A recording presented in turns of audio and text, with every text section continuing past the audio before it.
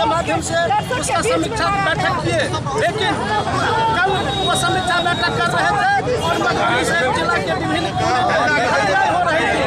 हम लोग कहना चाहते हैं इस आंदोलन के माध्यम से अगर कंट्रोल नहीं हुआ, अगर लगाम अपराधी पर लगाम नहीं लगा, तो ये महागठबंधन के लोग हम लोग सड़क पर इससे भी आक्रामक तरीका से उतरने के लिए तैयार है। मैं मिथिलेश झा, जिला मंत्री भारतीय कम्युनिस्ट पार्टी मधुबनी।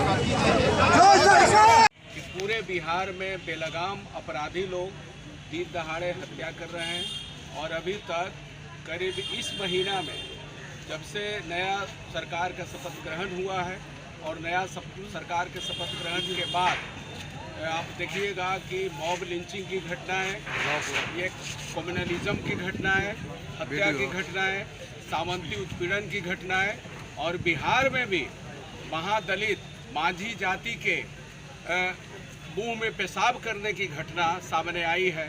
सामंती उत्पीड़न जिस तरह से बढ़ा है, हम समझते हैं कि इन सामंती ताकतों को संरक्षण देने वाली भाजपा जो है और भाजपा को पूर्ण रूप से संरक्षण जो मिल रहा है, नीतीश कुमार पंगु बन गए हैं। इसलिए एनडीए सरकार में सुशासन और विकास के नारे के साथ एनडीए सरकार आई थी। नीतीश बाबू सुशासन की बात कर रहे थे, लेकिन सुशासन इनका ढह गया है और विकास की बात करने के मामले में देखिएगा कि विकास का जो मॉडल इनका पुल है, एक एक करके पुल ढह रहा है और ये विकास और सुशासन दोनों इनका ढह रहा है। ये अपराधी बेलगाम हो गया है। अरवल जिला में भी आपने देखा कि कई तरह के हत्याएं हुई।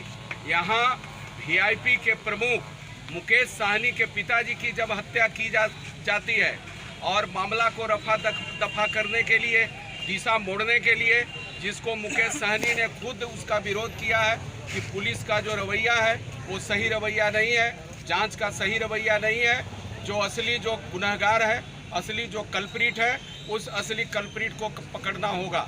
लेकिन मैं देख रहा हूँ कि ये पूरे जो प्रशासन है, प्रशासन बेलगाम है। जहाँ वीआईपी लोग, जहाँ खास लोगों की ज़िंदगी सुरक्षित नहीं है, वहाँ आम लोगों की ज़िंदगी सुरक्षित रहना मुश्किल हो गया है, कहना मुश्किल है। इसलिए ऐसी सरकार जो पंगु सरकार हो गई है, ये लाचार सरकार है। लाचार सरकार को तुरंत इस्तीफा दे देना चाहिए, गद्दी छोड़ना चाहिए। और हम लोग इंडिया गठबंधन के लोग यही डिमांड कर रहे हैं कि ये सरकार जो अपराधियों को, सामंती ताकतों को हर तरह से जो संरक्षण दे रही है, ये संरक्षण देना बंद करे। 22 तारीख से सदन का शुरुआत होगी और 22 तारीख के शुरुआत ही इंडिया गठबंधन के लोग, हम लोग बढ़ते अपराध और ढहते पुल, ये ढहते सुशासन और गिरते पुल के सवाल पर हम लोग सरकार को घेरेंगे। सरकार को घेरेंगे। यहाँ लोग पानी के सवाल पर हाहाकार मचा हुआ है, यहाँ शिक्षा का सवाल पर हाहाकार मचा हुआ है, बेरोजगारी के लेकर के ये हंगामा मचा हुआ है।